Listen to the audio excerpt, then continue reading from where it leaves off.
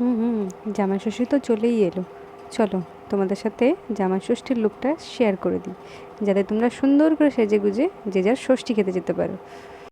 এই লুকটা কিন্তু আমি খুব সিম্পল রাখার চেষ্টা করেছি, কিন্তু খুব একটা সিম্পল বলে লাস্ট পর্যন্ত মনে হবে না।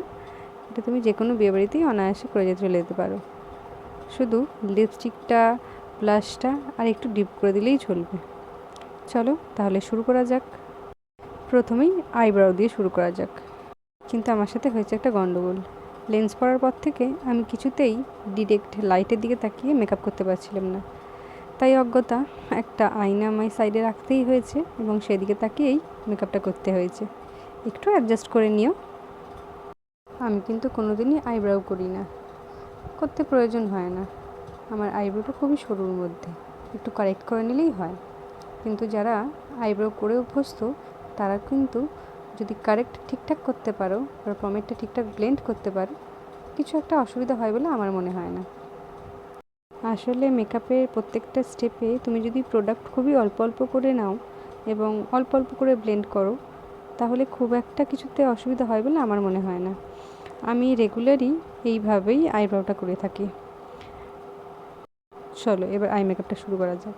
প্রথমেই দেখো আমি একটা ব্রাউন শেড নিয়ে আউটার কর্নারটা করে নিয়েছি। তারপরে একটু ডিপ করার জন্য একটু ব্ল্যাকের ছোঁয়া দিয়েছি এবং ইনার কর্নারটা কিন্তু আমি হাইলাইটই রেখেছি। এবং লাস্টে আইলাইনার দিয়ে আই মেকআপটাকে কমপ্লিট করেছি। ওই যে বললাম, এমন একটা আই মেকআপ যেটা তুমি দিনের বেলা এবং রাতের বেলা দুটোতেই করে ফেলতে পারো। শুধু রাতের বেলা বা রাতের কোনো পার্টি হলে সেক্ষেত্রে তুমি নিউড ছেড়ে একটা ডিপ এবং ব্লাশের জায়গায় ব্লাশটাও একটু ডিপ করে নিতে পারো, তবেই হয়ে যায়। লাস্ট পর্যন্ত দেখলে তোমরা বুঝতেই পারবে এই আই মেকআপটা তুমি সব জায়গাতেই করতে পারবে। ইভেন তোমরা যখন ব্রাইট সাজতে যাচ্ছ, হাতে সময় না থাকলে চট করে এই আই মেকআপটা করে দিতে পারো, খুবই ভালো লাগে। দেখো আমার আই মেকআপটা কমপ্লিট। আমি কিন্তু নিচে শেষ পর্যন্ত কিছু করবও না, না কাজল না লাইনার। এরপর আমি একটা ডট অ্যান্ড কিয়ের ময়শ্চারাইজিং ইউজ করে নিলাম, তারপর একটা রিকোডের প্রাইমার। আমার মনে হয়নি আমার কনসিলারের প্রয়োজন, তাই আমি করিনি। তোমাদের প্রয়োজন হলে তুমি করে নিও। সবসময় যখন ফাউন্ডেশন ব্লেন্ড করি একটু টোনার ইউজ করে নিই, যেটা রিকোডের। খুব ভালো ব্লেন্ড হয় এবং ব্লেন্ডারটা আমার কিন্তু ব্লেন্ড করার সময় ভিজেই থাকে। এগুলো খুব ছোট্ট ছোট্ট জিনিস একটু মাথায় রেখে করলে মেকআপ কিন্তু খুব ফ্ললেস হয়। আমি সামনে থেকে তোমাদের দেখাবো আমার মেকআপটা কত সুন্দর ব্লেন্ড হয়েছে। ফাউন্ডেশনের পরে আমি হালকা একটু হাইলাইট করে নিয়েছি চোখের নিচে, জলাইনে, নাকে আর কপালে। তারপরে হালকা করে টাচ আপ দিয়ে নিয়েছি লুজ পাউডার দিয়ে। দেখো কত সুন্দর মেকআপটা ব্লেন্ড হয়েছে। ওই যে বললাম, সব কিছু অল্প অল্প করে নিতে হবে, একেবারে বেশি কিছু নিতে গেলেই গন্ডগোল।